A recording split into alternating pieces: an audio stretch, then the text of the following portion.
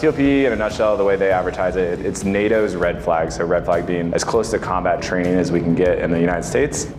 It's designed for what NATO calls a pairs lead, what we would call a flight lead. So for young flight leads, they finish their flight lead upgrade and they become flight leads, and then they'll take a 2-ship or a 4-ship of their specific aircraft out. And now they're learning how to take what used to be just their 2-ship and they're going to integrate into a large force engagement with, in the case of this specific iteration, 34 aircraft. The coordination, deconfliction, and tactics that are required from that for all of those people to execute appropriately and be prepared for whatever could come.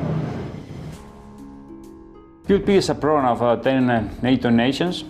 TLP was created in 1978 in the Cold War. At the moment, the mission is basically the same. We are here to graduate aircrews mainly, but also GCI controllers and intelligence officers.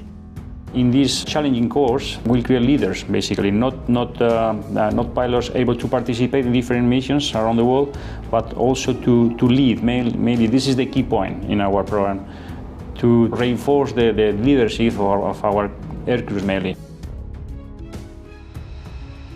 The F-35s was huge for TLP. I knew they made a big emphasis of it, and it's really important. There's multiple nations here who have bought F-35s and are waiting on their first transition. For instance, the Danish squadron here is actually, I think, transitioning to the F-35 soon. So one, they were getting to integrate, see what they can do both in TLP and outside of TLP here, as well as operating with them, as well as showing our NATO partners what we provide and what they are going to be getting for a capability in future fights, especially as tensions escalate. We are operating more with NATO in actual relevant tactical senses than we have in a long time, and like frequently flying at the same time.